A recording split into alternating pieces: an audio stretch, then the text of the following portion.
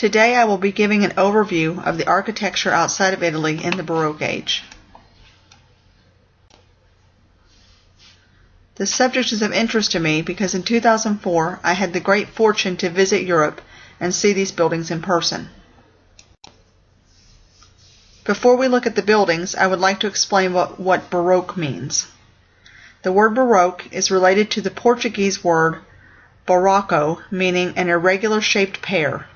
It was originally a negative term, but was gradually used to describe the complex, multifaceted, international phenomenon of the Baroque. Baroque is applied in general to anything elaborate and fanciful, and according to Cunningham, it is the artistic style of the 17th and early 18th century. The places I would like to explore are Versailles, which began construction in 1669, St. Paul's Cathedral, which began construction in 1675, and the Louvre, which opened as a museum in 1793, with original construction beginning in the 12th century and expansions constructed throughout many years. Let's start with Versailles. It was originally the site of King Louis XIII's hunting lodge. It was not until later that King Louis XIV commissioned the building of Versailles as we know it. The original architect was Louis Lavaux. Lavaux only completed the design of the garden facade before his death. After Lavaux's death, Jules Hardouin-Mansart took over as the architect.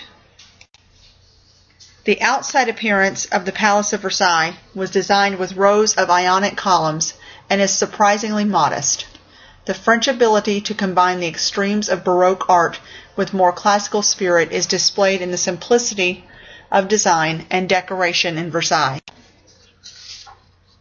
The principal facade of Versailles was designed to focus on the three windows of Louis XIV's bedroom. This picture of the principal facade of Versailles was taken on my trip in 2004. The pictures do not do justice to the grandeur and size of the building. Perhaps one of the most famous architectural designs of Versailles is the Hall of Mirrors. Designed about 1680, the work of Hardouin-Mansart, Lebrun, and Antoine Coisevaux, the Hall of Mirrors is tunnel-like with dimensions of 240 feet long, but only 34 feet wide and 43 feet high, and overlooks the garden through 17 arched windows reflected in 17 arched mirrors. According to Cunningham, Louis XIV's symbolic concept of himself was the Sun King.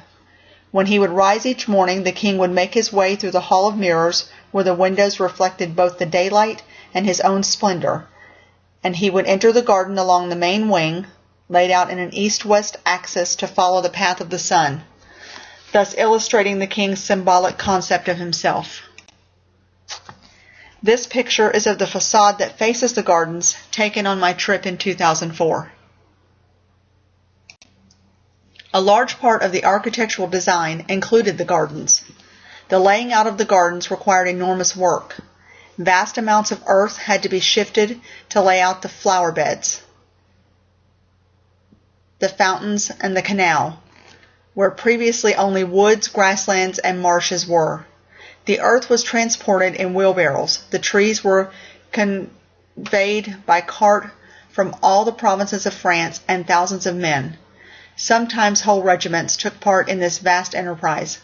Since 1992, the gardens have been gradually replanted, and after the devastating storm of December 1999, the work speeded up to such an extent that quite a few sections have already been restored to their original appearance.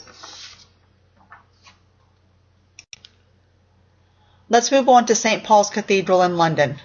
Sir Christopher Wren was the architect who designed the current-day St. Paul's Cathedral.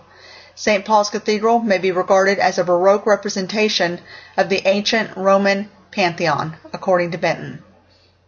Wren designed a dome like that of the Pantheon, but raised it high on double drums and topped it with a lantern, and he molded his triangular pediment on the Pantheon's but supported it on 2 stories of columns, which, characteristic of the Baroque, are grouped in pairs. The lower story of the columns is as wide as the nave and aisles. The upper as wide as the nave. Particularly Baroque are the broken silhouettes of the towers at each corner. Pictured on this slide is St. Paul's Cathedral and the Roman Pantheon. The comparison of the two become quite clear when seen side by side. According to St. Paul's website, this is at least the 4th cathedral to have stood on the site. It was built between 1675 and 1710, after its predecessor was destroyed in the Great Fire of London, and services began in 1697. This was the first cathedral to be built after the English Reformation in the 16th century, when Henry VIII removed the Church of England from the jurisdiction of the Pope, and the Crown took control of the life of the Church. The 300-year-old building is therefore a relative newcomer to a site which has witnessed Christian worship for over 1,400 years. According to the timeline on the website for St. Paul's, there has been numerous historical events held at the cathedral: the wedding of Prince Charles and Lady Diane Spencer, Queen Elizabeth II's Silver Jubilee, and many more. Next is the Louvre. Although the Louvre was built in the Middle Ages, it was during the Baroque age that Jean-Baptiste Colbert, head of the French Academy, invited Gian Lorenzo Bernini to Paris in 1664 to present plans for the façade for the new east wing of the Royal Palace of the Louvre. But Bernini's approach was deemed too radical, and the French did not want the design to fall to an Italian. Therefore, Colbert appointed Louis Laveau, a French council, which included architects Louis Laveau and Claude Perrault. A strict linear classicism was the result. This slide shows the facade, and you can see the center of the facade looks like a Roman temple with Corinthian columns. Wings of paired columns extend on each side of the building ends in forms reminiscent of a Roman triumphal arch. The king was so pleased that he insisted the new facade be duplicated on the palace's other facades. According to the Louvre website, in 1674, Louis XIV leaves for Versailles, and as work progressed at Versailles, Jean-Baptiste Colbert, the Controller General of Finances, called a halt to the work at the Louvre. The buildings of the Cour Carrée were left unroofed and exposed to the elements. They remained so for nearly a century. In 1692, a new role emerged for the abandoned palace. Louis XIV ordered the creation of a gallery of antique. The timeline on the Louvre website, the Museum Central des Arts opened its doors on August 10, 1793, under the authority of the Minister of the Interior. Its first governors were the painters Herbert Robert, Fragonard, and Vincent, the sculptor Pajot, and the architect de Wailly. Admission was free, with artists given priority over the general public, who were admitted on weekends only. The works, mostly paintings from the collections of the French royal family and aristocrats who had fled abroad, were displayed in the Salon Carré and the Grand Gallery. What we see today is a result of the need to improve the museum's displays and provide better amenities for visitors. On September 26, 1981, the President of France announced a plan to restore the Louvre Palace in its entirety to its function as a museum.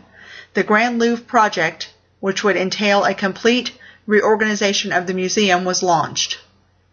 On November 2, 1983, the establishment Public du Grand Louvre was given overall control of the project. The extension and modernization of the Louvre was entrusted to the Chinese-American architect Io Ming Pai, who many buildings included the new wing of the National Gallery in Washington, D.C. Archaeological excavations were undertaken before work began on the new spaces beneath the Cour Napoleon and the construction of the pyramid. The glass pyramid was built by Pi and was inaugurated on March 30th, 1989. Rising from the center of the Cour Napoleon, it is the focal point of the museum's main axis of circulation and also serves as an entrance to the large reception hall beneath.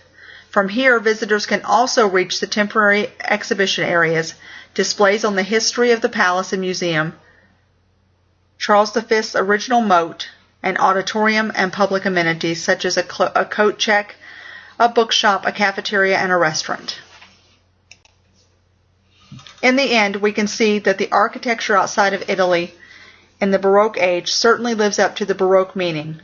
It is complex, elaborate, and fanciful.